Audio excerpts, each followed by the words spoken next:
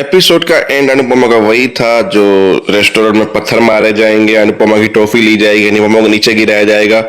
पर हो सकता है कि ये अनुपमा का सपना भी हो, हमारा तबीयत से काटने वाला भी हो, पर हो सकता है कि ऐसा सच भी हो, क्योंकि आज के एपिसोड में एक नया विलन आ चुका है। रेस्टोरेंट की बादशाह का, दुनिया का एक विलन। और टिट्टू का सस्पेंस। टिट्टू कुछ छुपा रहा है अपने पास्ट के बारे में। और साला टिट्टू क्या छुपा रहा है मुझे नहीं पता चल रहा, क्योंकि टिट्टू साला उससे ज्यादा घबरा है। वो टिट्टू को आज 10-15 थप्पड़ पड़ने वाले हैं, वो भी वनराज के हाथों के। चलो बताता हूं। अधिक टिट्टू डिम्पी बात करे कि मुझे तुम्हें कुछ बताना है मेरे पास्ट के बारे में, तो वहां से अधिक उठ के पीछे चला गया। बोला हर किसी का पास्ट होता है, मेरा भी था पास्ट, तो बताने की जरूरत नहीं है। बोला नहीं, वो पास्ट का एक धाग है जो बताने की जरूरत है, तो जरूरत है। फिर बताया। फिर वो डिम्पी बोली आई नो कि तुम्हें गुस्सा आ रहा है, क्योंकि खड़ा हो गया टिट्टू ये सब कुछ सुन के कि डिम्पी के साथ पास्ट में क्या हुआ था। फिर बोला कि तुम्हें मुझे छोड़ना है छोड़ दो, घर वालों को भी मैं समझा दूंगी, मैं ब्लेम सारा अपने आप ऊपर लूंगी, मेरा ऊपर आ जाएगा, तुम उसकी चिंता मत करो, तुम्हारा नाम कहीं भी बदनाम नहीं होगा। आई नो, मैं समझ सकती हूँ इसके बाद तुम मुझे नहीं अपनाओगे, ये वो जो भी है, अग्री, मैं इस चीज से अग्री भी कर सकती हूँ। कोई भी होगा तुम्हारी जगह पे वो ऐसा ही करता। बस करो डिम्पी, बस छड़ा प्यार, तुम्हारे कभी शादी तोड़ने की बात मत करना, छोड़ने की बात मत करना। इसमें तुम्हारी क्या गलती थी? तुम्हारी कोई गलती थी इसमें? जो हुआ वो एक एक्सीडेंट था और वो पास था, मुझे कोई मतलब नहीं है उससे। ऐसे गले लगा कर सब कुछ अच्छा हुआ। अधिक ने भी भाई बोला। फिर वो निकले और जैसे ही गाड़ी नीचे रखी, वनराज आया। आधी रात को तुम घूम रहे थे और मुझे तुम्हारे सच के बारे में पता चल गया। एक थप्पड़, मेरी बात सुनो, 2 थप्पड़, मेरी बात तो सुनो, तीसरा, अरे मेरी बात तो सुनो, चौथा, तुझ पे तो मैं विश्वास ही नहीं करता, 5वां, तुम हो ही ऐसे, 6ठा। मतलब बे 2 मिनट के लिए सोच गया। आज तो टिट्टू गया, बोलेगा साले तुम्हारी बेटी बहू जो भी है उसका इतना बड़ा सच पता चला, मैंने कुछ नहीं बोला, तुम मेरे इतने छोटे से सच के लिए मुझे इतना मार रहे हो। कम से कम 8 थप्पड़ के बाद टिट्टू को यूं होश आ गया, भाई ये तो सपना देख रहा हूँ, घर के बाहर खड़ा हूँ, वनराज मुझे मार रहा है। पर टिट्टू का राज वाला सपना सपना नहीं हो सकता। टिट्टू घबरा, पीछे देख रहा, वरना तो नहीं। बोला कहाँ देख रहे हो? बोला कुछ नहीं, बस ऐसे। फिर डिम्पी अंदर गई। बोला तुम इतनी देर मना किया था, बोला वो अधिक मिल गया था, ये वो। बोला पर जो चीज मना की जाए तुम वो चीज क्यों करते हो? बा ने मना किया था, सब चीजों ने मना किया था कि शादी से पहले नहीं, ये वो। पर निम्बी ने भी कुछ बातों को गोल गोल घुमा के वनराज की बात खत्म की। पर वनराज ने टिट्टू का पीछा किया।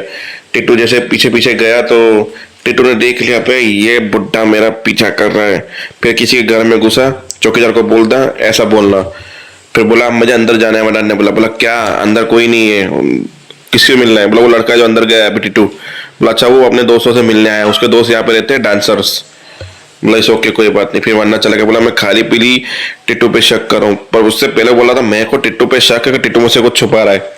फिर टिट्टू बाहर आया। बोला थैंक यू चौकीदार, तूने मेरा काम किया, ये लो पैसे, तुमने संभाल लिया। फिर टिट्टू निकला, क्योंकि टिट्टू को एक अर्जेंट फोन आया जब वनराज घर के बाहर आया था टिट्टू से मिलने। पर टिट्टू ने बोला मेरे को कॉल है, मुझे जाना पड़ेगा, बाय सर, ऐसा बोल के निकल गया वो।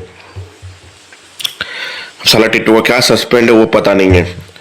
अब आद्या ने वो लोग बैठे, दूध और कॉफी पी रहा है। वनराज अनुज बोला इस ओके। बोला शॉपिंग पे चलना है? बोला हाँ शॉपिंग पे चलना है, क्योंकि इंडिया शादी में जाना है तो शॉपिंग तो करनी पड़ेगी। तो श्रुति ने बोला मेरी भी 3-4 अच्छी वाली साड़ी लेके आना शादी के हिसाब से। बोला तुम इंडिया नहीं चल रही हो? बोला मैं अपनी शादी की बात कर रही हूँ, वो तो कर ही सकती हूँ मैं शॉपिंग। आई नो कि मुझे पता है मैं इंडिया नहीं जा रही हूँ, पर आद्या तुम चल रही हो। बोला मैं नहीं चलना चाहती पॉप्स। बोला तुम चल रही। बोला शू को अकेला कैसे छोड़ेंगे? बोला उनको अकेला नहीं छोड़ रहे हैं, डॉक्टर नर्स 24 घंटे इसकी निगरानी में रहेंगे, मेडिकल इमरजेंसी भी मैंने सब कुछ बढ़ा दिया है, तुम चिंता करने की जरूरत नहीं है, ठीक है, सब कुछ मैनेज हो जाएगा, मैं बोल रहा हूँ ना। तो बस ये सब चीजें हुई। आद्या बोल रही थी श्रुति को मेरा मन नहीं है, पर क्या करूँ ये वो। बोला तुम जाओ बॉडीगार्ड बन के, ताकि तुम्हारी माँ तुम्हारे पापा पे डोरे ना डाले और तुम उनकी बॉडीगार्ड बन के जाओगी। आद्या बोली हैं? बोला मैं मजाक कर रही हूँ, तुम बॉडीगार्ड बनकर जाओ अपने पापा की छोटू बॉडीगार्ड, ऐसे करके। पर जो श्रुति ने पहले बोला वो उसके दिल की बात थी वो, तो ये चीज खत्म हुई। अब आते हैं मेन विलन पे, जहाँ वो समझा रहा था कि भाई हमारा वो मोटा स्टाफ जो भी है तो बोला था, पे देखो यहाँ पे कुछ वेटरों को दिक्कत हो रही है तोशु से, मेक श्योर के तोशु कुछ ऐसी हरकत ना करे या कुछ आप ऐसा डिसीजन ना लो जिससे दूसरे लोगों को दिक्कत हो, प्लीज है। बोला ओके। फिर बोला कि हमें बहुत सावधानी बरतनी होगी, क्योंकि जितना बड़ा नाम, जितना बड़ी सेलिब्रिटी, गलती के चांस उतने ही बढ़ जाते हैं और छोटी सी गलती ब्रेकिंग न्यूज बन सकती है उस वक्त जिस वक्त खास करके ऐसे कस्टमर्स अपने रेस्टोरेंट में आए हो। इनका नाम गुलाटी है। गुलाटी इंडस्ट्रीज के ये बहुत बड़े मालिक हैं, यानी कि रेस्टोरेंट के बिजनेस के बहुत बड़े मालिक का रेस्टोरेंट बहुत ही ज़्यादा मशहूर है। बोला मैं जानती हूँ, इनका भी मेल आया था कुक के लिए। बोला इनका कुक इनको छोड़ के चला गया था, तब से इनका रेस्टोरेंट थोड़ा ठंडा पड़ गया और ये नए कुक की तलाश में है। बोला मुझे पता है क्योंकि इनका भी मेल आया था। बोला सही बात है, जिसने हांगकांग को ठुकरा दिया हो उसको तो ये तो गुलाटी क्या चीज़ है। बोला आप भी ना सर जी, क्या बातें कर रहे हैं। फिर वो एक पानी लेकर गया वेटर। बोला वाटर। बोले ये वाटर कितने डिग्री सेल्सियस में है, गर्म है, ठंडा है, मीडियम है। बोला चिल्ड वाटर है। कितना चिल्ड है ये वाटर। हाँ वो कंफ्यूज हो रहा था। बोला मैं रेस्टोरेंट में मेन्यू नहीं, इंसान देखकर पता नहीं क्या क्या डायलॉग मारा था, खाता हूँ, ये करता हूँ, वो करता हूँ। फिर बोला अबे ये तो इतने सारे सवाल बोलते हैं, ये सवालों की दुकान है और मिस्टेक निकालने में नंबर 1 है, इनसे थोड़ा बच के रहना पड़ेगा। मैं देख कर आता हूँ, आप मिलोगे इनसे। बोला अब भी नहीं, आप जाइए, मैं अंदर किचन संभालती हूँ।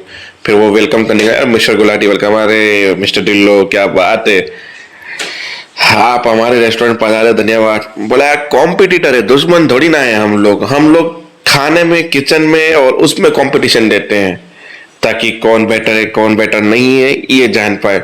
दुश्मनी थोड़ी ना है आपसे मेरी, हम कॉम्पिटिटर्स हैं हम लोग तो। पर अभी तो हुकुम का इक्का आपके पास है, मेरे पास। हाँ मिस अनुपमा जोशी, वो आपका हुकुम का इक्का ही तो है।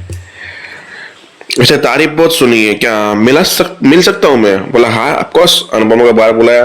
बोला कि ये मेरी स्पेशल मसाला टी पीजीआर है, आपकी मसाला टी की तारीफ सुनी है, आपसे मिलके बड़ा अच्छा लगा। चाय पीते पीते बोल रहे हैं गुलाटी के रेस्टोरेंट्स में 2 चीज खास होती है, एक तो रेस्टोरेंट बड़ा होता है मिस जोशी जी, और सैलरी तो पूछो ही मत, इतनी होती है कि आप सोच भी नहीं सकती हैं। बड़ा किचन होता है, बड़ी सुख सुविधाएं होती हैं वहाँ पे, जो शायद मुझे रेस्टोरेंट देख कर लग नहीं रहा कि आपको मिल रही होगी वो सुविधाएं। खैर छोड़ो, आपकी इच्छा आपकी मर्जी। बोला ये चाय उसका सॉरी है जिसकी मेल का मैंने जवाब नहीं। बोला जवाब कौन देता है आजकल,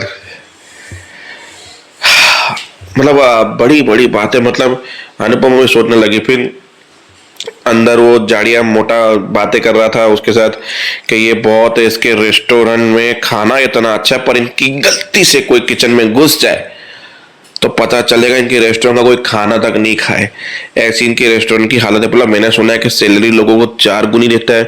बोला देगा ही, क्योंकि सबका मुंह जो बंद करना होता है किचन में, क्या होता है क्या नहीं होता है इसके लिए, तो स्टाफ को पैसे खिला के मुंह बंद करना, ये सब इसकी आदत है।